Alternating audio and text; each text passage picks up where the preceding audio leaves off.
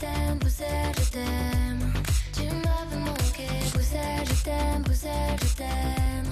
T'es ma préférée, Bruxelles, je t'aime, Bruxelles, je t'aime. Hola y bienvenidos a Bruselas Te Quiero, nuestro programa semanal de debate político. Desde el corazón de Europa analizamos los principales temas de la actualidad internacional y vemos la postura y el papel de la Unión Europea, con sus luces y sus sombras. Soy Paula Soler, gracias por estar ahí. Comenzamos. El barrio europeo vuelve a la vida tras el parón del verano, pero para la vecina Ucrania estos meses han estado lejos del descanso. Rusia ha mantenido ataques casi diarios, uno de ellos incluso alcanzó a la delegación de la Unión Europea en Kiev. Con la diplomacia en punto muerto, la pregunta ahora es, ¿qué plan tiene la Unión Europea para ayudar a frenar esta guerra interminable? Además, ¿alguna vez han oído hablar del Acuerdo Mercosur? Se trata del enorme pacto comercial que se selló en diciembre de 2024 entre Bruselas y los países sudamericanos, Argentina, Brasil, Paraguay, Uruguay y Bolivia. Aún falta el visto bueno de las capitales y del Parlamento a este acuerdo que tiene sus ventajas para las empresas, pero que también genera preocupación entre los agricultores y quienes abogan por la defensa del medio ambiente. Analizamos la letra pequeña en un contexto de tensiones arancelarias con Donald Trump. Hoy aquí, en Bruselas Te Quiero, con nuestros invitados, Alberto Cuena, asesor de comunicación y analista de asuntos europeos, Oihane Aguirregoitia, eurodiputada del PNV en el Grupo de los Liberales, y Javier Moreno, eurodiputado del PSOE en el Grupo de los Socialistas. Bienvenidos a todos y gracias por acompañarnos, pero antes de empezar, escuchemos las últimas novedades del proceso de negociación por la paz en Ucrania.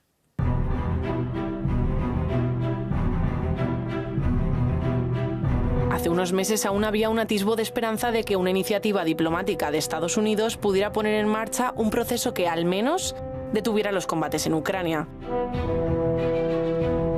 Sin embargo, la situación ahora parece peor que antes. Durante los meses de verano se produjeron los ataques rusos más destructivos desde el inicio de la guerra en la capital, Kiev.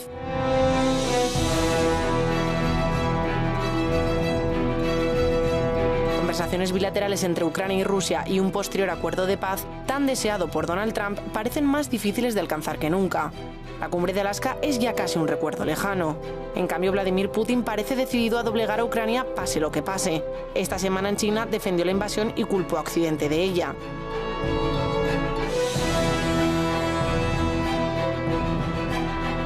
Entonces, ¿qué va a pasar ahora? ¿Podrá Europa reunir la solidaridad y el apoyo necesarios para mantener a Ucrania en la lucha? ¿Estamos ante un conflicto sin fin?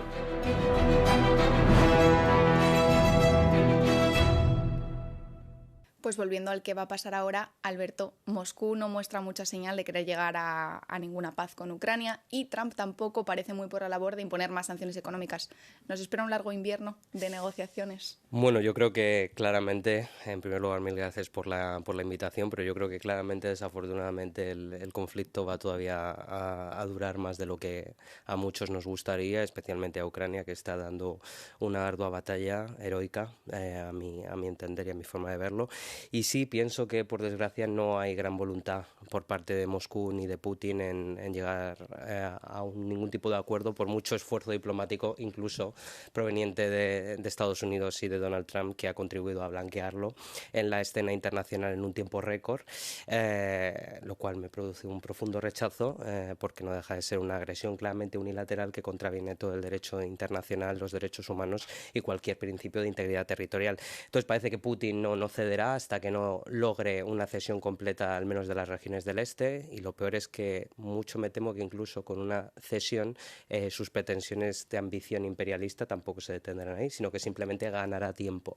Entonces esto nos resitúa en el año 2022. Un acuerdo ahora en los términos en los que Trump parece habérselo ofrecido a Putin, según nos llegan por distintas fuentes, ¿es ventajoso para Ucrania? En mi opinión, solo supondría meter en saco roto o que quedase en papel mojado todo el esfuerzo realizado, tanto de apoyo por parte de los países europeos como por parte de la propia Ucrania. Oihane, ¿qué puede estar frenando a Trump para no imponer sanciones económicas? Porque algunos analistas sí que apuntan que temen un poco que esta hostilidad pueda empujar a Rusia a arrimarse más a China y que esto pues empeore aún más las cosas, ¿no? Bueno, pues Donald Trump hemos visto sus continuos bandazos en todo en general y también en Ucrania, ¿no? Quiero recordar cuando entró de nuevo en la Casa Blanca, que hablaba de que en 24 horas iba a conseguir la paz, y desde ahí, pues bueno, lo que hemos visto es que cortó suministro de munición a Ucrania, que luego lo reactivó lentamente, que luego humilló en la Casa Blanca a Zelensky, que luego blanqueó a Putin y que luego pues dijo que iba a forzar una reunión entre Putin y Zelensky, que habría consecuencias si ese encuentro no se daba. Ese encuentro no se ha dado, ya ha pasado esa fecha límite y no ha sucedido absolutamente nada. Entonces, bueno, pues es evidente que estamos en un tablero de ajedrez en el que fuerzas poco democráticas, diríamos, están intentando ganar posicionamiento a base de fuerza bruta y de desequilibrios, de generar, en este caso, inestabilidad geopolítica mundial. Y bueno, pues eso es lo que hace que Putin se mantenga fuerte y queriendo, en este caso, siguiendo controlar Ucrania y modificar sus fronteras. Y Javier, ¿estamos entonces siendo desde Occidente un poco inocentes al pensar que Putin realmente está interesado en ese acuerdo de paz? Putin culpa a Occidente de esta guerra. Primero, no es una guerra. Lo ha dicho Alberto, es una agresión ilegal, injusta, injustificada. Y no es una agresión solo a Ucrania, es una agresión a la Unión Europea. ¿Por qué? Por el éxito. La Unión Europea es un proyecto de paz y de democracia y de prosperidad. Aunque nos quejemos mucho, pero hay que viajar un poco por el mundo para darnos cuenta de lo que es la Unión Europea y los estándares sociales, económicos que tenemos. Entonces, nosotros, España, Inglaterra, hemos abandonado el sueño imperialista hace ya mucho tiempo, pero Putin no. Y entonces, ahora lo que tiene que hacer la Unión Europea es seguir firme con sanciones. Hemos acogido a 7 millones de ucranianos, ayudando militarmente, y seguir. Congelar los bienes rusos. ¿Por qué? Porque si no, es entregar a Putin y Putin no se va a parar ahí. Él puede seguir. Así que la Unión Europea unidos, esa es otra. Tenemos que seguir unidos, que hasta ahora estamos unidos, para llevará el tiempo que llevará. Pero tenemos que seguir defendiendo como lo hemos hecho hasta ahora. ¿Está Putin entonces, pensáis, intentando ganar tiempo? Porque al final en las últimas semanas hemos visto que los ataques han aumentado a Ucrania. Ha sido un verano muy duro para Ucrania. ¿Está intentando entonces Putin ganar tiempo para seguir ganando territorio y de alguna manera pues vacilarnos un poco en el proceso?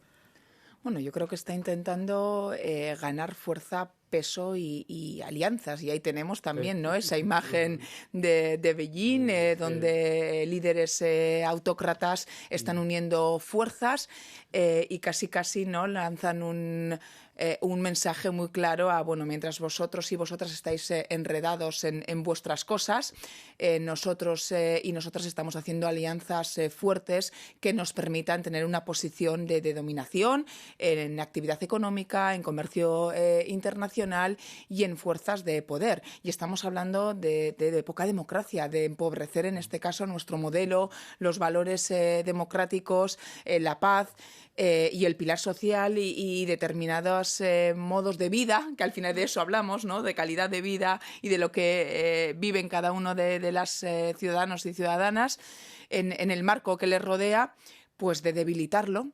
Entonces, bueno, pues sin duda Putin lo que está haciendo es intentar ganar aliados y aliadas que avalen su modelo dictatorial. De hecho, decían recientemente, ¿no?, que este modelo de poder en el que tanto Europa como un poco el Atlántico son los ganadores, son los empoderados, ya está desactualizado, ¿no? ¿Qué opináis un poco de eso? ¿Es el mensaje que está queriendo lanzar ahí fuera? A mí me gustaría simplemente, brevemente, con relación a la pregunta anterior, marcar que, por un lado, sin duda, Putin busca seguir ganando tiempo, peso, sin duda, en el marco de, retrotrayéndonos un poco en el ciclo de la historia, ese eje del mal, podríamos decir, esa serie de potencias que tienen cierta reticencia o un claro desapego por la democracia. para seguir ganando territorio, porque sabe, y así lo ha negociado con Estados Unidos, que un fin a la guerra supondrá, o al conflicto supondrá sin duda alguna cesión territorial, pero también creo que juega a polarizar cada vez más las sociedades europeas, y eso se refleja en cómo los distintos arcos parlamentarios europeos están cada vez más fragmentados en las distintas fuerzas políticas y se pone en cuestión, porque al final ha habido una crisis energética, alimentaria, de suministros, todo esto golpea las sociedades y la población, y en consecuencia el apoyo a Ucrania, aunque todavía sigue sólido, puede empezar a cuestionarse, y creo que le está haciendo o dando muy bien ese juego.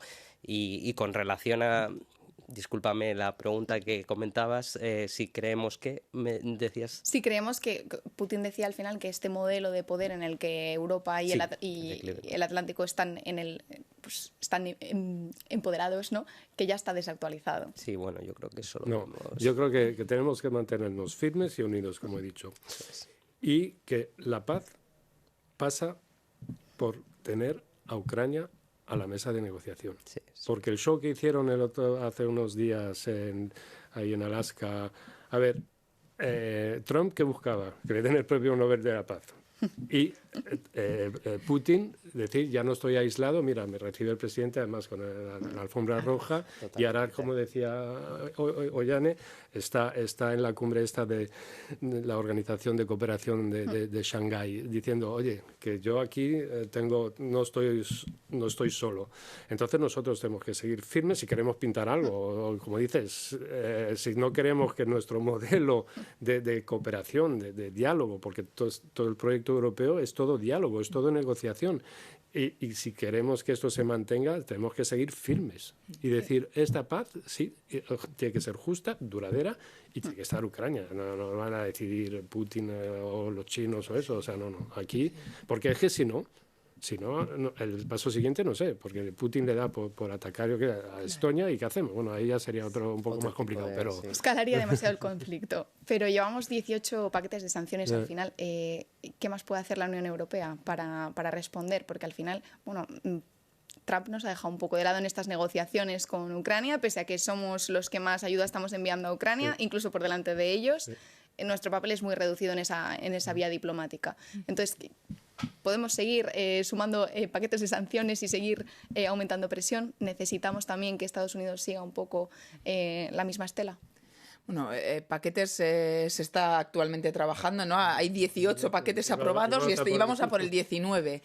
Y yo creo que la presión hay que mantenerla, claro que hay que mantenerla, porque estamos hablando de la defensa del proyecto europeo. Y efectivamente, porque esto no va solo de Ucrania, aunque lo sintamos lejanos a veces, ¿no?, porque cuesta transmitir ese mensaje, esto va de nosotros y de nosotras. Y si no hay más que acercarse un poquito a la frontera con Rusia. Yo, por ejemplo, en unas semanitas vamos a estar en Estonia, y tengo muchas ganas de estar allí, de hablar con la gente, de los civiles, de los locales, y de ver cómo lo siente, porque tienen otra forma de vivir y de sentir esta realidad, y es muy importante hacerlo desde el terreno.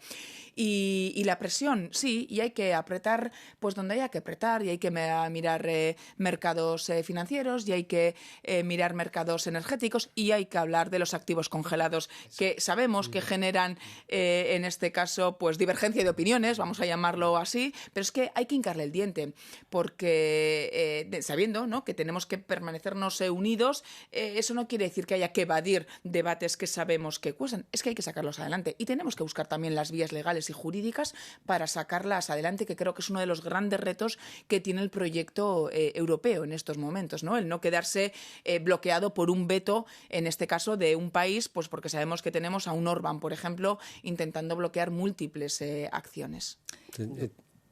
Perdón, Alberto. Bueno, adelante. No, muy brevemente. Lo apuntabas tú, Paula, y tú, Alberto. Es verdad, Putin está ganando tiempo, ¿pero por qué? Porque él sabe que nos está costando. Porque los recursos que dedicamos a Ucrania no los dedicamos pues al proyecto social o al medio ambiente. Entonces yo mantengo que tenemos que seguir unidos. Y tú decías que los arcos parlamentarios, tú, Ollana, acabas de decir que sobre los activos pues es lo que busca. Sí, Por eso hay que pasar el mensaje que la paz tiene precio. Sí. La tenemos que pagar nosotros todos, pero no es la paz de Ucrania, es la nuestra. Es nuestra seguridad la que está en juego. O sea, eso a los ciudadanos y a las ciudadanas hay que hacerle llegar que aquí va mucho más de ese conflicto que está aquí en la frontera, que es la Unión Europea la que puede ser el target, o sea, que podemos recibir nosotros las consecuencias de esta guerra. Es cierto que en España cuesta un poquito más, ¿no? Que claro, se perciba de la misma manera que en lejos. Estonia, efectivamente, porque no tenemos la amenaza en el borde. Pero bueno, al final también decía el comisario de Defensa, ¿no? Una amenaza a uno de nuestros Estados miembros es una amenaza para todos. Hay una cosa, perdona, pero es que se me olvidaba, importante, que tener la perspectiva. Esto no quiere decir que mañana están en la Unión Europea, pero demostrar a Putin que la perspectiva que Ucrania... Hay otros en la lista de espera y esto tampoco hay que precipitarse, pero darle la perspectiva que acabarán en la Unión Europea, esto también es muy importante, porque psicológicamente y políticamente cuenta mucho.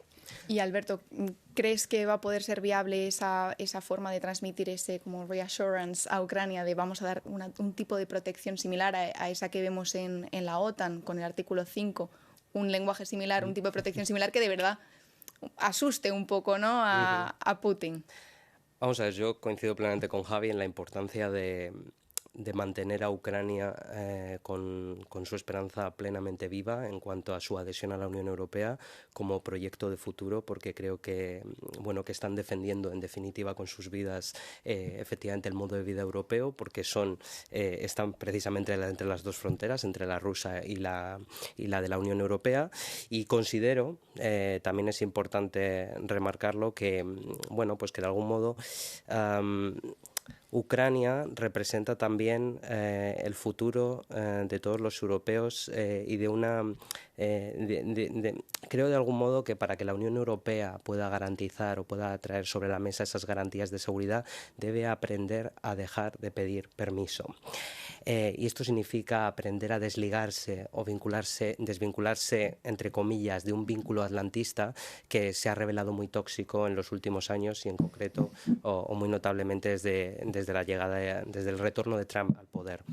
Si la Unión Europea no se toma en serio sus propias garantías de seguridad, esto quiere decir, y también hay que pasar el mensaje, y creo que es importante, que la seguridad también tiene un precio, porque para preservar la libertad va de la mano con la seguridad. Se puede hacer seguridad a través de la diplomacia, es lo que deseamos todos, para preservar la paz, pero en los tiempos que corren, sin duda, rearmarse también es estratégico como vía de disuasión y para que a uno lo tomen en serio.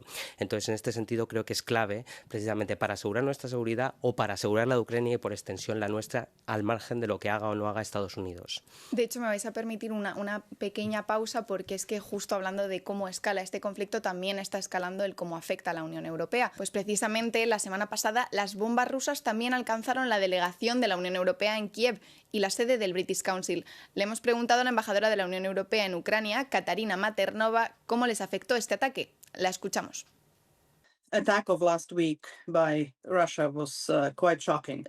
El ataque de la semana pasada por parte de Rusia fue realmente impactante. Todos en Europa deberían sentirse conmocionados de que Rusia ataque un edificio tan cercano a la delegación de la UE, hasta el punto de que la onda expansiva cause este nivel de destrucción. Russian version of peace is to terrorize the civilians. So la versión rusa de la paz consiste en aterrorizar a la población civil. Durante el día la vida transcurre con normalidad, pero luego, especialmente los fines de semana y sobre todo por la noche, llegan los ataques, interrumpen el sueño, alteran la vida cotidiana. Y lo peor es que en realidad no se puede planear nada.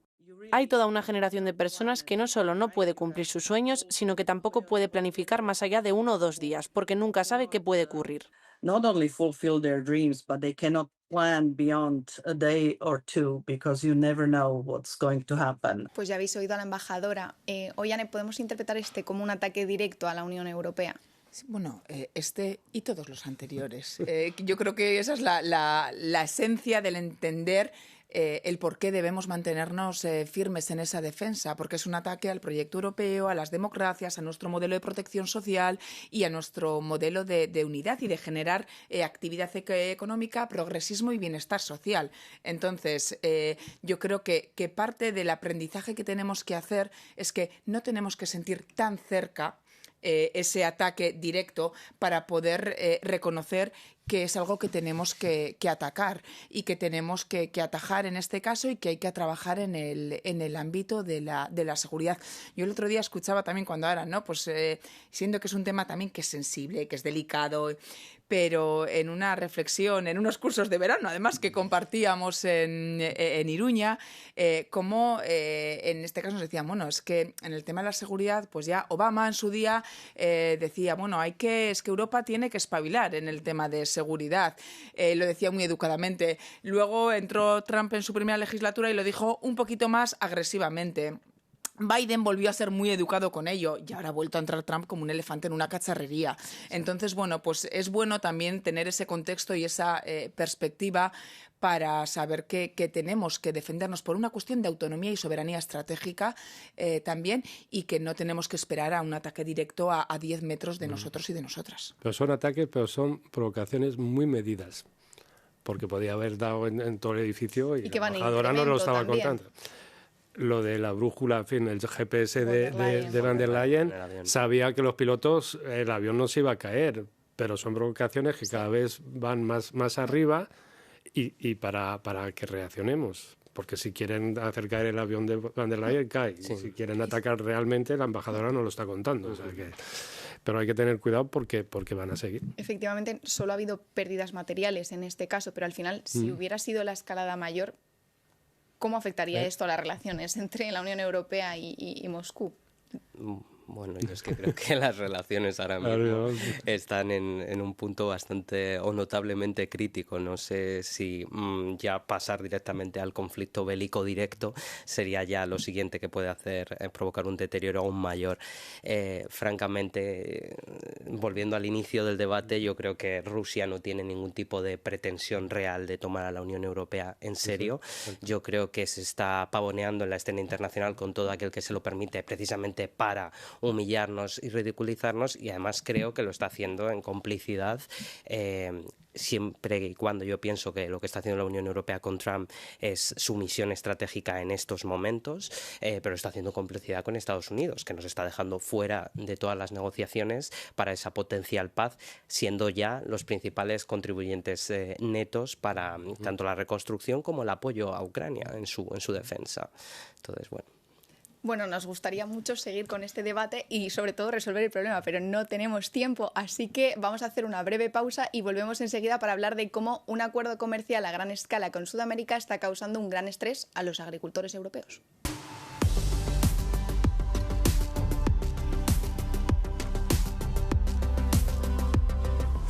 Bienvenidos de nuevo a Bruselas Te Quiero. Soy Paula Soler y junto con mis invitados repasamos algunos de los temas de actualidad de estos últimos días. Ante unas tensas relaciones comerciales con China y Estados Unidos, Bruselas continúa intensificando sus esfuerzos por diversificar sus exportaciones y abrir nuevas rutas comerciales. Sus últimos logros, los acuerdos con México y con los países del Mercosur, Argentina, Brasil, Paraguay, Uruguay y Bolivia. Solo este último pacto abriría un mercado protegido de 280 millones de personas a los exportadores europeos. Pero su ratificación no va a ser nada fácil. Los lobbies agrícolas y países como Francia o Polonia llevan tiempo liderando la resistencia. Ollane, tú eres la vicepresidenta de la Delegación Parlamentaria de Relaciones con el Mercosur. ¿Son más los pros o los contras para firmar este acuerdo? Bueno, yo creo que es un acuerdo que se ha estado negociando durante muchísimos años. Claro, y eso ¿no? Pues la primera señal que nos marca es la complejidad del mismo. No estamos hablando de un acuerdo comercial cualquiera. Y yo aquí casi la pregunta es, ¿no? Visto el debate que hemos tenido anteriormente, las relaciones que tenemos con Estados Unidos, cómo está China y qué es lo que ha ocurrido en ese encuentro, ¿no? En Beijing, ¿podemos permitirnos no firmar este acuerdo y no avanzar en nuevas relaciones comerciales? Bueno, pues yo creo que es difícil no hacerlo. Como todo acuerdo comercial tiene pros y contras y hay una serie de elementos que pueden salir más favorecidos y unos elementos de riesgo que hay que cuidar y que hay que proteger. Y en este caso, bueno, pues apuntabas claramente, ¿no? El sector agrícola, el sector primario, con esa preocupación que tienen. Y bueno, yo aquí resaltaría un poco los mecanismos de salvaguarda. Hemos tenido recientemente, ¿no? Pues próximos pasos que se tienen que dar para esa ratificación del acuerdo, que se ha separado la parte que es competencia propia de la Unión Europea, Parlamento, Consejo, y de la parte que tendría que ser ratificada en los Estados. Y lo que es muy importante es dejar claro cuál es la hoja de ruta y qué se va a hacer en este caso para controlar ese acuerdo y para tranquilizar los miedos que puedan existir al respecto, aclarando toda la duda que pueda haber. Hemos dicho también, Javier, que falta la ratificación del Parlamento y de las capitales. En el Parlamento, ¿cómo ves el asunto? Hay grupos como los Verdes que se han posicionado muy en contra del mismo. Como decía Ione, llevamos 25 años, ya es hora de ir adelante con unos socios con los que compartimos valores, intereses, incluso historia, cultura. Yo creo que es importante. El comercio existe y existirá. Lo que queremos con un acuerdo, con un marco, yo creo que eso es lo positivo. Es el acuerdo más moderno que se ha hecho hasta ahora. Y luego, si me permitís, voy a hacer un paralelo con el acuerdo con Canadá, el CETA. Hace 8 años hubo toda una revolución, que el CETA iba a revolucionar el mundo, que iba a haber una invasión de vacuno. Yo no he visto en los supermercados ninguna carne que venga de Canadá. Yo soy el presidente de la delegación con Canadá en el Parlamento Europeo. 7 años después nos damos cuenta que es muy positivo, más positivo para nosotros que para los canadienses, que además me lo echan en cara. Dice, oye, que estáis aprovechando de este acuerdo que es aplicación provisional. Entonces, ¿qué quiero decir con esto? Que cuidado con la demagogia. Entiendo la preocupación de los agricultores, pero hay para los productos sensibles periodos de transición de 15 años. El problema de los agricultores es que el altavoz de ellos es la extrema derecha, que con el populismo van diciendo cosas. Claro, nosotros tenemos que demostrar que no es verdad. Que no es verdad. Por ejemplo, todos los controles fitosanitarios ya existen. Ahora en Bruselas no se encuentra carne brasileña. Argentina sí, pero brasileña no, porque de momento está parada. Y con el marco que será Mercosur, aún más. Los controles van a ser aún más estrictos. O sea que no es verdad lo que sobre todo la extrema derecha va diciendo por ahí. El desafío es explicarle a los agricultores que es una oportunidad. Es una oportunidad. Es verdad, como decía, hay sectores que pueden estar más dañados, pero van a ser protegidos. Es que van a ser protegidos. De las 350 que llamamos indicaciones geográficas, que quiere decir los productos de denominación de origen, Ribera del Duero, para decirlo claramente, 59 son españolas. O sea, que estamos protegiendo. O sea, que esto que los agricultores... Alberto, de hecho la Comisión sí que ha prometido un poco ese fondo de compensación para los agricultores afectados. ¿Va a ser suficiente para evitar que efectivamente los agricultores, los granjeros vuelvan a salir a las calles a protestar? Pues eso, pendiendo que este acuerdo es muy poco beneficioso para ellos. Bueno, yo creo que el campo ha estado especialmente movilizado en los últimos meses. Se piensa que solo en las instituciones europeas, pero no es así. También en las distintas capitales y en los distintos países, en las regiones, ¿no? Porque al final se perciben a sí mismos un poco como quizá perdedores en este marco de movimientos geopolíticos, de acuerdos comerciales y demás. Pienso que son más las ventajas que los potenciales desencuentros o desventajas que vayan a traer este acuerdo comercial. Es cierto ahora mismo que cuenta con un gran oponente, que es en este caso objetor, que pudiera ser Francia.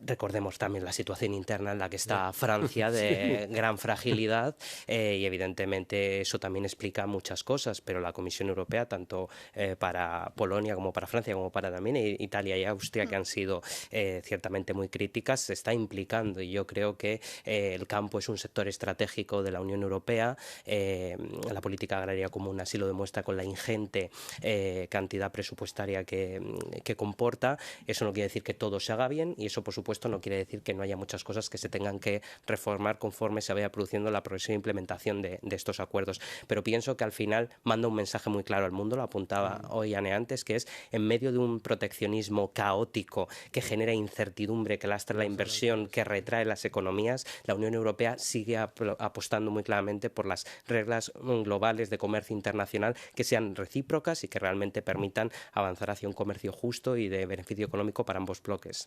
Y me preguntabas, porque no sé cómo es en tu grupo, Yane, pero en el mío está cambiando, ¿eh? El Grupo Socialista había mucha reticencia, pero es verdad que la Comisión está haciendo pedagogía. Cada semana viene a explicar capítulo por capítulo.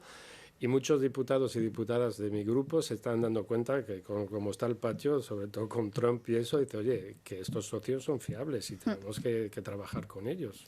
No vamos a preocuparnos por nuestros productos y porque en este caso la evolución, pues ahí estaremos muy atentos a que existan esos mecanismos que además de que dicen, si se genera un desequilibrio muy grande en el mercado, se puede actuar para volver a equilibrarlo. Con lo cual, bueno, pues yo creo que debemos avanzar en positivo, verlo como una oportunidad y estar vigilantes a posibles desequilibrios que se puedan generar para actuar sobre ellos. Pues seguiremos vigilantes, pero vamos a tener que cerrar aquí esta conversación. Gracias a nuestros invitados por estar aquí y gracias a ustedes por vernos. Hasta pronto.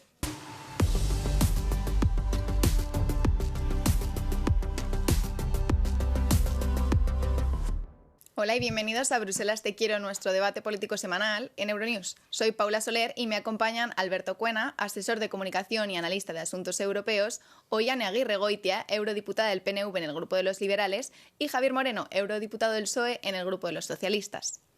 El primer ministro francés, François Bayrou, ha convocado un voto de confianza el próximo 8 de septiembre. Quiere comprobar si los diputados respaldan su plan de ajuste presupuestario, que contempla recortes por 44.000 millones de euros. La propuesta incluye reducciones significativas en el gasto público e incluso la supresión de 2 días festivos nacionales. Para conocer la reacción de los franceses, conectamos con Sofía Katsenkova, nuestra corresponsal en París. El primer ministro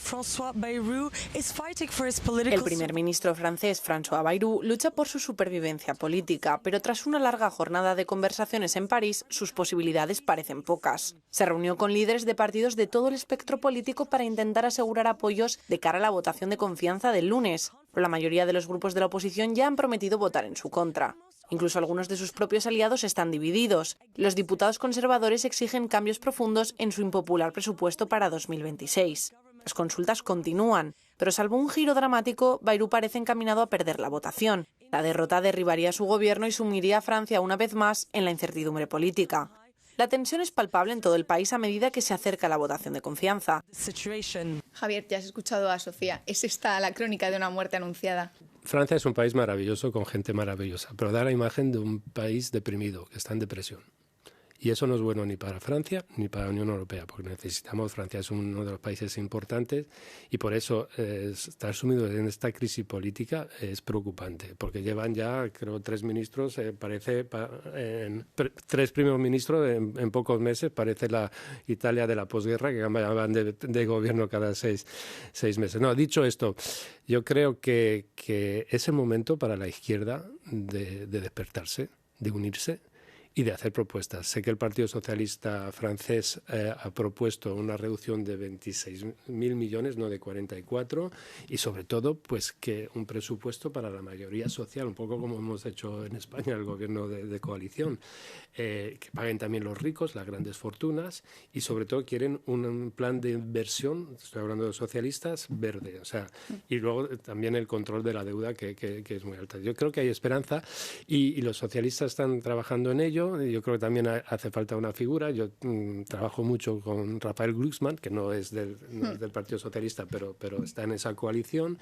Y él yo creo que cada vez que interviene, hace propuestas que sobre todo yo creo que tiene que volver a tener confianza en sí. Francia es un gran país.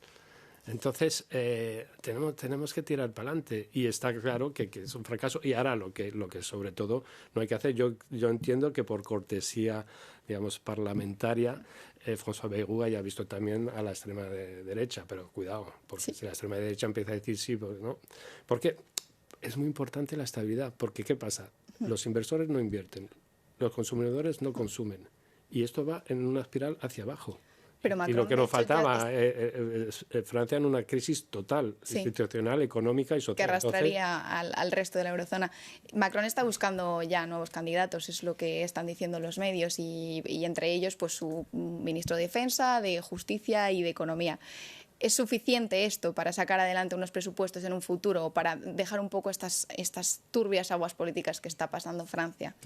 Yo la verdad es que no sé si está buscando nuevo candidato o candidata o no, pero lo que sí está claro es que es un momento de gran inestabilidad y muy crítico en Francia. Y no solo para Francia. Francia es una de las superpotencias europeas y, por lo tanto, para que en Europa estemos bien, necesitamos que Francia esté bien, necesitamos que Alemania esté bien y por lo tanto, esta situación no ayuda.